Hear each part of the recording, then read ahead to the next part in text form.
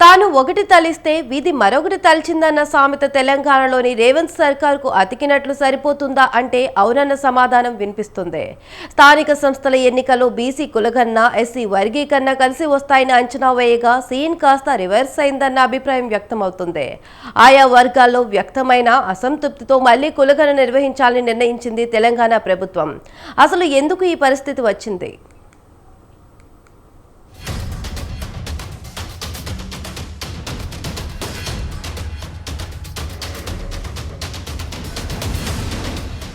Telangana assembly ఎన్నికల్లో భాగంగా Congress party పలు హామీలు ఇచ్చింది.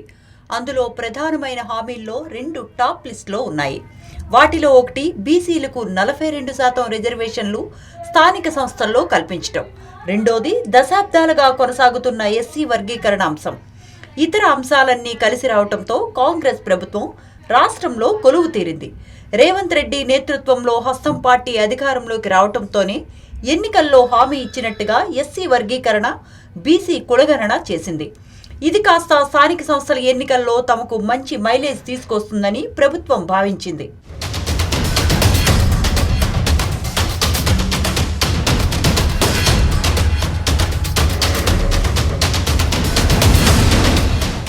కానీ ప్రభుత్వం అనుకున్న స్థాయిలో కుల సంఘాలు, సామాన్య ప్రజల నుంచి ఈ 2 అంశాల్లో సానుకూలత రాకపోవడంతో రేవంత్ సర్కార్ డిఫెన్స్లో పడిపోయిందన్న అభిప్రాయం వ్యక్తమవుతోంది. పైగా ఈ 2 సర్వేల మీద ఆయా కుల సంఘాలు తీవ్ర స్థాయిలో విమర్శలు గుప్పించాయి. కాంగ్రెస్ ప్రభుత్వం చేసిన బీసీ కులగణన, ఎస్సీ వర్గీకరణ 2 శాస్త్రీయబద్ధంగా జరగలేదని ఆరోపించాయి. అసలు రాష్ట్ర జనాభాకి కులగణన వివరాలకు పొంతనే లేదన్న విమర్శలు వెల్లువెత్తాయి.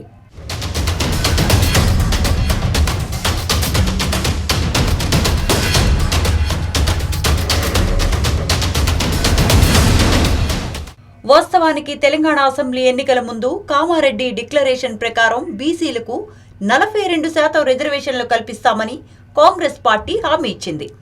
ఎలక్షన్స్లో గెలవటంతో ఇచ్చిన హామీ మేరకు బీసీ కులగణన చేపట్టింది.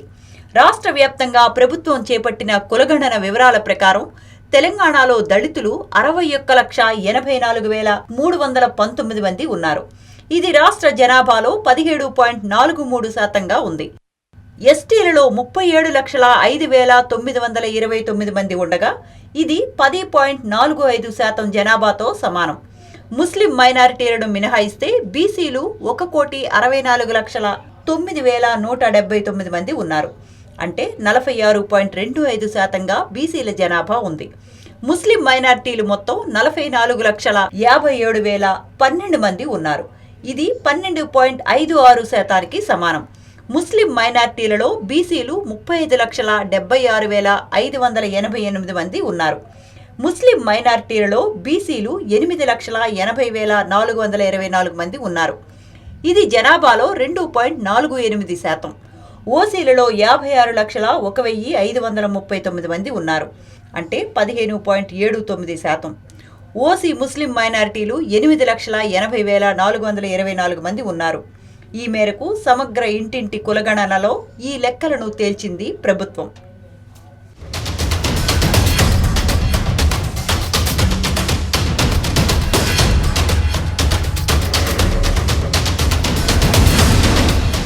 ఇక్కడే చిక్కు వచ్చి పడింది.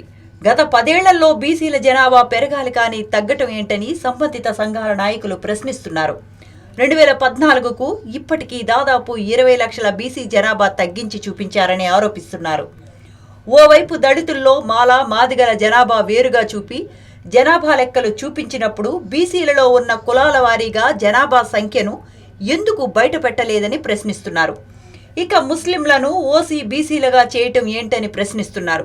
కామారెడ్డి డిక్లరేషన్ ప్రకారం బీసీలకు 42% రిజర్వేషన్లు కల్పిస్తామని చెప్పిన కాంగ్రెస్ ప్రభుత్వం అసెంబ్లీలో చట్టం ఎందుకు చేయలేదంటూ పెద్ద ఎత్తున విమర్శలు వచ్చాయి. ఈ నేపథ్యంలో ప్రభుత్వం పునరాలోచనలో పడింది. మరోమారు సర్వే చేయాలని నిర్ణయించింది. ఇప్పటి వరకు కులగణన సర్వేలో పాల్గొనని ప్రజలకు అవకాశం కల్పించి రీసర్వే చేయాలని ప్రభుత్వం నిర్ణయం తీసుకుంది. రెండో పార్టీ భారతీయ జనతా పార్టీ బేసికల్ గా ఇది వ్యాపారస్తుల పార్టీ. వాళ్లకు కులగణన జరగడం ఇష్టం లేదు. 42% బీసీలకు రిజర్వేషన్ పెరగడం ఇష్టం లేదు. జనాభాకు అనుగుణంగా ఎస్సీలకు రిజర్వేషన్ చేయడం ఇష్టం లేదు. జనాభాకు అనుగుణంగా ఎస్టీలకు రిజర్వేషన్ చేయడం ఇష్టం లేదు. అందుకే వాళ్ళు వాళ్ళ ప్రభుత్వం పక్షాన సుప్రీం కోర్టులో అఫిడవిట్ దాఖలు చేసిండ్రు. మేము దీనికి వ్యతిరేకము, ఇది అసాధ్యమని. దీని మీద కూడా రాజకీయం చేసే పార్టీలు, భారతీయ జనతా పార్టీ నిజంగా బలహీన వర్గాల మీద చిత్తశుద్ధి ఉంటే ఇవాళ రాష్ట్రం నుంచి శాసనసభ వేదికగా బిల్లు చేసి చట్టబద్ధత తెచ్చి కేంద్రానికి పంపిస్తాం. మీరు మీ పారదర్శకత నిరూపించుకోండి. ఇచ్చేది 42%, ఇప్పటికే 56% బీసీలు ఉన్నారు. ఇంకా శాతం పెరుగుతారు కావచ్చు. బీసీలలో ఆయా కులాల జనాభా తగ్గించినట్లుగా దళితులను 3 గ్రూపులుగా కాకుండా 4 గ్రూపులుగా వేరు చేయాలని, గ్రూప్ 2లో కలిపిన కులాలను గ్రూప్ 4గా చేయాలన్న డిమాండ్ వినిపిస్తోంది. దాదాపు 40 లక్షల మంది జనాభా ఉండాల్సిన మాదిగలను 33 లక్షలకు కుదించారని, మాలల జనాభా 20 లక్షల వరకు ఉండాల్సిన చోట 15 లక్షలకు కుదించినట్లు ఆరోపిస్తున్నారు దళిత సంఘాల నాయకులు. అయితే ప్రభుత్వ లెక్కల ప్రకారం మాదిగలు 32,33,642 ఉన్నారు. మాలలు 15,27,143 మంది ఉన్నారు. జనాభాలో దళితుల శాతం 29.265% ఉంది.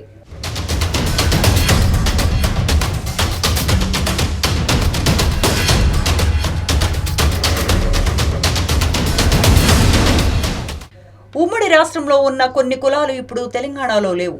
పైగా 2011 జనాభా లెక్కలు తీసుకోవటం వల్ల కూడా ఆయా కులాల సంఖ్య భారీగా తగ్గిందని అంటున్నాయి దళిత సంఘాలు. ఇదే సమయంలో మాదిగల జనాభా ప్రభుత్వ లెక్కల ప్రకారం 32 లక్షలకు పైగా ఉంటే కేవలం 9% రిజర్వేషన్లు కల్పిస్తామని చెప్పటం నిజంగా ఆ వర్గాలను మోసం చేయటమేనన్న వాదన వినిపిస్తోంది. ఇక 15 లక్షలు ఉన్న మాలలకు 5% రిజర్వేషన్లు కల్పించినప్పుడు 32 లక్షల జనాభా ఉన్న మాదిగలకు 11% రిజర్వేషన్లు కల్పించాలని డిమాండ్ చేస్తున్నారు. పైగా ఎస్సీ వర్గీకరణను 3 విభాగాలుగా చేయటం, ఆయా కులాల అభిప్రాయం తీసుకోకుండా గ్రూపులలో కొన్ని కులాలను కలిపినట్లు ఆరోపిస్తున్నారు సంచార జంతు కుల సంఘాల నేతలు. పైగా ఎస్సీ వర్గీకరణను 3 విభాగాలుగా చేయటం, ఆయా కులాల అభిప్రాయం తీసుకోకుండా గ్రూపులలో కొన్ని కులాలను కలిపినట్లు ఆరోపిస్తున్నారు సంచార జాతుల కుల సంఘ నేతలు. అసలు సర్వేలో పార్టిసిపేట్ కాదని ఎవరైనా మనం ఏదైనా కార్యక్రమంలో పాల్గొంటే ఆ కార్యక్రమానికి సంబంధించి మంచి చెడును మాట్లాడే హక్కు వస్తుంది. ఆ కార్యక్రమంలో భాగస్వామ్యమైనప్పుడు ఆ కార్యక్రమం గురించి రివ్యూలో పార్టిసిపేట్ చేసే హక్కు వస్తుంది. అసలు టీఆర్ఎస్ పార్టీ అగ్ర నాయకత్వం ఎవరు కూడా ఈ సర్వేలో పార్టిసిపేట్ కాకుండా దాన్ని ఎంతసేపు విమర్శకే పరిమితం అవుతా ఉన్నారంటే వాళ్ళ యొక్క మానసిక స్థితి బలహీన వర్గాల పట్ల ఏ విధంగా అణచివేయాలనే దృక్పథం స్పష్టంగా కనబడతా ఉంది. లేదంటే చిత్తశుద్ధి ఉంటే ఇప్పుడు ఇచ్చిన అవకాశాన్ని వినియోగించుకోండి. మొన్ననే వారాలు కూడా పంపినాం. అవకాశాన్ని వినియోగించుకోవడంతో పాటుగా ప్రజలందరికీ మీ పార్టీ తరఫున విజ్ఞప్తి చేయండి. ఎక్కడెక్కడైతే మిస్ అయినరో అవకాశాన్ని వినియోగించుకోవడంతో పాటుగా ప్రజలందరికీ మీ పార్టీ తరఫున విజ్ఞప్తి చేయండి. ఎక్కడెక్కడైతే మిస్ అయినరో వాళ్ళందరినీ సమాచారాన్ని ఇచ్చి ఈ తెలంగాణ జనాభా లెక్కల్లో తెలంగాణ పౌర సమాజంలో సభ్యులుగా ఉండేటువంటి అవకాశాన్ని కోల్పోకుండా చూసుకోవాలి. ఇవన్నీ ఒక ఎత్తు అయితే కాంగ్రెస్ పార్టీలో ఉన్న దళిత బీసీ నేతలు ఎస్సీ వర్గీకరణ కుల గణనలో కొన్ని తప్పిదాలు జరిగాయని బాహాటంగానే విమర్శించటం పార్టీకి ఎక్కువగా డ్యామేజ్ చేస్తోంది. ఎమ్మెల్సీ తీన్మార్ మల్లన్నతో పాటు పలువురు సొంత పార్టీ నేతలు బీసీ నాయకులు సైతం 2014కు ఇప్పటికీ దాదాపు 20 లక్షల బీసీ జనాభా ఎలా తగ్గిందో చెప్పాలని, మిగతా వర్గాల జనాభా ఎలా పెరిగిందో చెప్పాలని డిమాండ్ చేస్తున్నారు. దీంతో కాంగ్రెస్లో కొనసాగుతూ ప్రభుత్వం చేపట్టిన కులగణన నివేదికను కాల్చివేసి నిరసన తెలిపిన వారికి టీపీసీసీ షోకాజ్ నోటీసులు జారీ చేసింది. దీంతో సంబంధిత నాయకుడు రాష్ట్ర నాయకత్వానికి వివరణ ఇచ్చేది లేదని తేల్చి చెప్పి హస్తినలో అధిష్టాన పెద్దలను కలిసి రాష్ట్ర ప్రభుత్వం చేపట్టిన కులగణన సర్వేలోని లోటుపాట్లు తెలియజేసినట్లు ప్రచారం జరుగుతోంది.